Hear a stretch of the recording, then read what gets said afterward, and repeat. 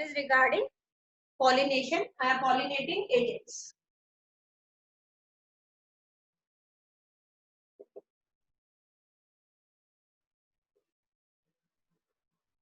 तो सबसे first thing आता है, what do you mean by the pollinating agents?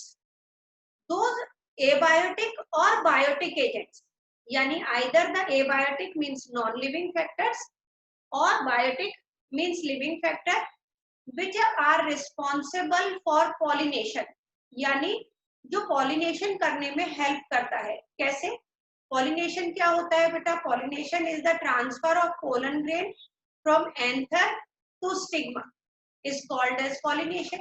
वो हमने पहले ही कर लिया है कि pollination is of two type, self pollination and cross pollination.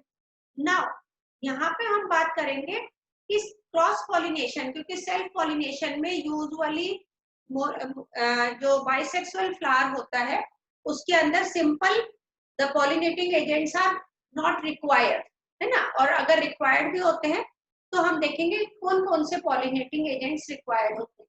तो the agents which are responsible for pollination are called as pollinating agents. Now pollinating agents can be divided into two categories. उनको दो categories में divide करते हैं बेटा. First is biotic agent and second is abiotic agent.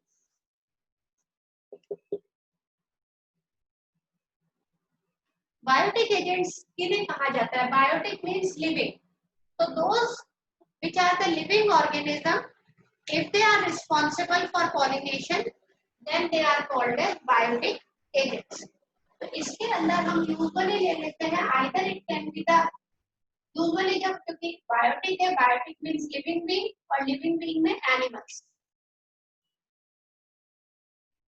कोई भी अगर animal pollination कर रहा है तो वो बायोटिक एजेंट के अंदर आएगा.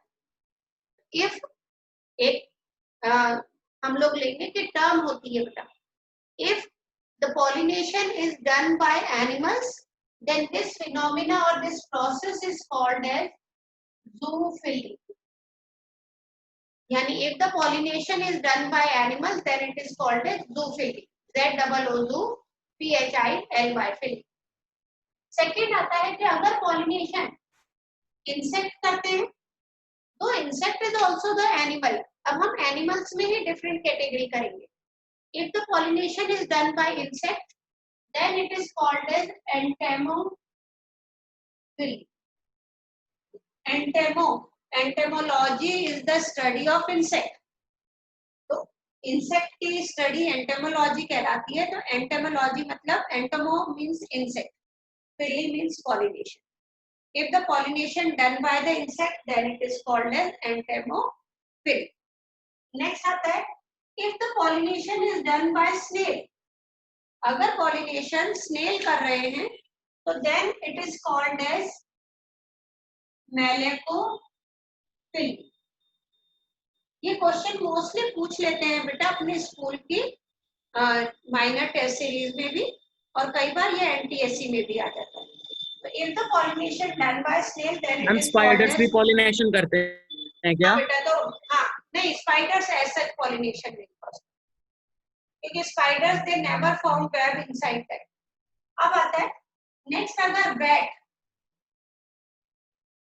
बैट आप लोगों को वो क्रिकेट वाला बैट नहीं, चमगादड़ बैट अगर pollination करती है तो then it is called as chiroptily. CHIREOPTEROPHILY,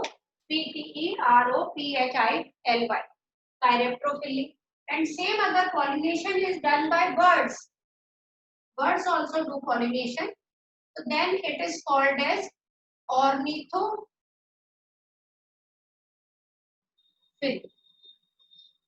तो ये तो हो गया बेटा पॉलिनेटिंग एजेंट्स में. Biotic means the living being which are doing the pollination. Now we come on to the another agents which can do pollination and they are called as abiotic agents. Abiotic agents में हम लोग दो main agents लेते हैं. सबसे first होता है कि if the pollination is done by air, abiotic agent है और एयर अगर pollination कॉज कर रहा है तो then this process is called as anemophily. आप लोगों को पता है ना, अगर विंड की स्पीड और विंड की डायरेक्शन को मेजर करना होता है तो एनीमोमीटर यूज करते हैं, है ना। तो एनीमो मतलब होता है विंड, तो anemophily means if the pollination done by air.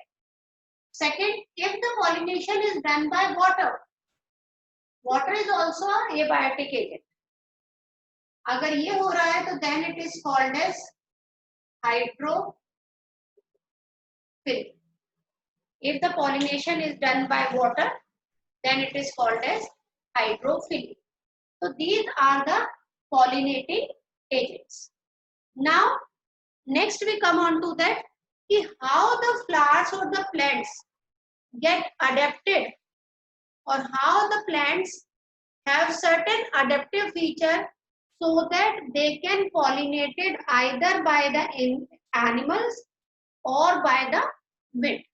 तो अब इसके बाद जो हम नेक्स्ट टॉपिक करेंगे वो ये टॉपिक करेंगे कि फ्लावर्स में क्या क्या अडेप्टिव फीचर प्रेजेंट होते हैं so that either they get pollinated by the animals or they get pollinated by the abiotic agent, that is wind or water. Okay, so in the next topic we will do this. Okay, तो अब जो हमारा next topic आता है वो ये आता है कि what are the adaptive feature. तो सबसे फर्स्ट आते हैं हम लोग adaptive feature in plants. Plants में क्या क्या अडेप्टिव फीचर प्रेजेंट होता है अगेंस्ट द पॉलिनेटिंग एजेंट। तो सबसे फर्स्ट हम लोग लेंगे बेटा, इफ द फ्लावर्स के अंदर जो adaptive feature in plants for entomophily, या फिर हम कहें एंटेमोफिलस फ्लावर, यानी the flower which are pollinated by insect are called as entomophilous flower. तो उनमें क्या अडेप्टिव फीचर है? सबसे फर्स्ट चीज बेटा कि जो इंसेक्ट पॉलिनेटेड होते हैं they are brightly coloured. The first part is brightly coloured flower so that they can be easily visible by the insect. Insect उसको easily notice कर सके, brightly colored. Second, flowers either should be big size का होना चाहिए और present in bunch, यानी या तो फूल का साइज बहुत बड़ा होना चाहिए, जैसे आप लोग देखते हो चाइना रोज, हिबिस्कस जो होता है उसके फ्लावर का साइज बड़ा होता है तो वो अकेला प्रेजेंट होता है, तो वो सॉलिटरी है। अगर सॉलिटरी है तो बिग साइज का होना चाहिए। अगर एक the flowers are smaller in size, अगर फ्लावर छोटे छोटे हैं तो आपने देखे होंगे यूजुअली जो फ्लावर्स बहुत छोटे छोटे साइज के होते हैं they are always present in the bunch, तो वो बंच में प्रेजेंट होते हैं and that bunch is called as inflorescence. हम उन्हें बायो की लैंग्वेज में बंच को हम क्या वर्ड यूज करते हैं? इनफ्लोरोसेंस। तो अगर स्मॉल साइज के फ्लावर है तो they should be present in inflorescence. Specific inflorescence होते हैं जो मैं आप लोगों के साथ में पहले डिस्कस कर चुकी हूँ। उसके बाद में थर्ड होता है बेटा प्रेजेंस। मैम इसका एग्जांपल किसका बेटा? मैम बंच का, इनफ्लोरेसेंस का। हाँ, इनफ्लोरेसेंस जैसे कि अगर आप सिंपल, इनफ्लोरेसेंस बहुत टाइप के होते हैं बेटा। साइमोज इनफ्लोरेसेंस होता है, रेसिमोज इनफ्लोरेसेंस होता है, जैसे मस्टर्ड, क्योंकि मैं सबसे सिंपलेस्ट वो बताना चाह रही हूँ आपको जो आपने देखा हुआ है। सरसों का पौधा सबने देखा हुआ है, सर्दियों में अपने स्कूल के पास में ही लगा रहता है। तो बेटा उसमें आपने देखा होगा सरसों में जो फूल आते हैं वो इस तरह से, एक फ्लावर यहाँ आया, फिर यहाँ आया, यहाँ कीप ऑन ग्रोइंग, जो बर्ड है वो ग्रो करता ही जाता है और नीचे फिर वो फलियां बनती जाती है इस तरह से। This type of the inflorescence is called as racemose. ये कहलाते हैं रेसिमोज इन्फ्लोरेसेंस। ओके, मैंने शायद आप लोगों को क्लास में बताया था कि जो हम लोग बेनियन ट्री, पीपल का जो पेड़ होता है उसमें या फिर जो फाइकस फैमिली के, चाहे तो वो फिग है, उसमें बेटा फूल नहीं खिलते। अगर आप बेनियन ट्री में या बरगद के पेड़ में आप देखोगे तो आपको इस तरह से स्ट्रक्चर लगा हुआ दिखाई देता है, जिसको हम लोग सिंपली सोचते हैं कि वो फ्रूट है। वो एक्चुअली फ्रूट नहीं होता, वो उसका इन्फ्लोरोसेंस होता है, और इस इन्फ्लोरोसेंस को कहा जाता है हाइपेंथोडियम।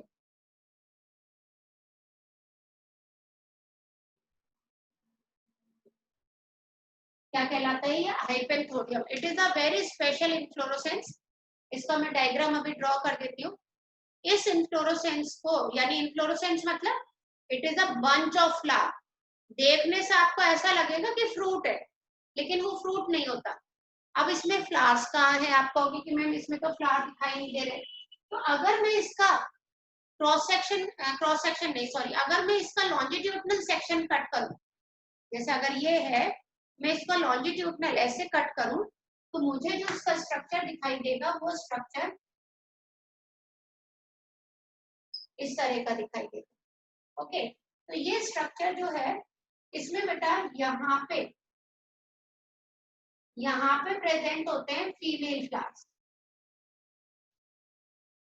ये सारे female flower, hundreds of female flower. यहाँ पे प्रेजेंट होते हैं मेल फ्लावर,